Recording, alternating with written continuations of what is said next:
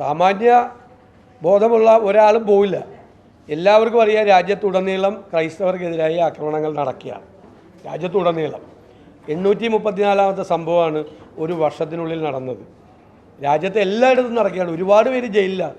ഒരുപാട് വൈദികർ, ഒരുപാട് പാസ്റ്റർമാർ, ഒരുപാട് ക്രൈസ്തവരൊക്കെ ജയിലുകളിലാണ്.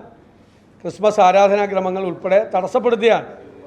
ആട്ടിൻതോലിട്ട ചെന്നായികളാണ് കേക്കുമായി വരുന്നതെന്ന് 2023 ഡിസംബറിൽ ക്രിസ്മസ് കാലത്ത് ഞാൻ പറഞ്ഞു.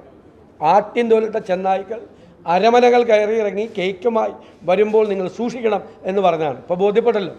2023 ഡിസംബറിൽ പറഞ്ഞാണ്, ഞാൻ തന്നെ പറഞ്ഞാണ്. ബോധ്യപ്പെട്ടല്ലോ. അതല്ലേ ഇപ്പോൾ നടന്നുകൊണ്ടിരിക്കുന്നത്. കേരളത്തിൽ വരുമ്പോൾ ഒരു ഷോ, എന്നിട്ടിപ്പോൾ ഇവരെ ഇടപെട്ടിട്ടാണ് ജാമ്യം കൊടുക്കുന്നത്. കോടതിയാണ് ജാമ്യം കൊടുത്തത്.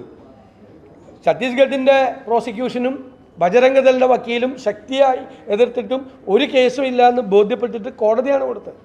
ആ കേസ് പിൻവലിക്കണം.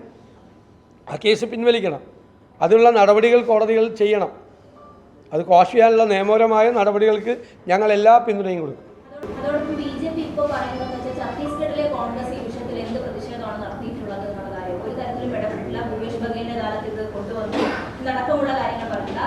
ഭൂപേഷ് ബാഗലിൻ്റെ കാലത്തൊന്നും അല്ല ഇത് കൊണ്ടുവന്നത്. ഛത്തീസ്ഗഡിലെ നേതാക്കളാരും ഇടപെട്ടില്ല എന്ന് പറഞ്ഞ തെറ്റായ പ്രചരണമാണ്. ആദ്യത്തെ MP-മാരുടെ ഡെലിഗേഷൻ പോയപ്പോൾ അവർക്ക് ജയിലിൽ അനുമതി നിഷേധിച്ചപ്പോൾ അവരുടെ കൂടെ പോയ ആളാണ് മുൻ മുഖ്യമന്ത്രി ഭൂപേഷ് ബാഗൽ. ജയിലിൽ പോയി കന്യാസിമാരെ ഭൂപേഷ് ബാഗൽ കണ്ടു. അദ്ദേഹം ഞാനുമായിട്ട് ഫോണിൽ സംസാരിച്ചിരുന്നു. അവിടുത്തെ അതിശക്തമായി അവിടുത്തെ കോൺഗ്രസ് പ്രതിഷേധ പരിപാടികൾ സംഘടിപ്പിച്ചിരുന്നു. ഈ BJP-കാരെ വെച്ച് അതെല്ലാം കണ്ടിട്ടുണ്ട്. മുഖ്യമന്ത്രിയുടെ കോലം കത്തിക്കൽ ഉൾപ്പെടെ ആ കോലം പോലീസ് പിടിച്ചു വാങ്ങിയിട്ടാണ് പ്രശ്നം ഉണ്ടാക്കിയത്. അവിടെ വനിതകൾ അവിടെ സമരം നടത്തിയിരുന്നു. മുഖ്യമന്ത്രി മാത്രമല്ല, അവിടുത്തെ PCC പ്രസിഡന്റ്, അവിടുത്തെ ചാർജുള്ള AICC ജനറൽ സെക്രട്ടറി അടക്കമുള്ള മുഴുവൻ പാർട്ടി നേതാക്കന്മാരും ഈ സംഭവവുമായി ബന്ധപ്പെട്ട് എല്ലാ സഹായങ്ങളും കൊടുക്കാനുണ്ടായിരുന്നു. ശ്രീ റോജി M. ജോണും സജീവ് ജോസഫും അവിടെ ക്യാമ്പ് ചെയ്ത് നിയമപരമായ പ്രവർത്തനങ്ങൾക്ക് സഹായിച്ചത് റോജി M. ജോൺ MLA ആണ്.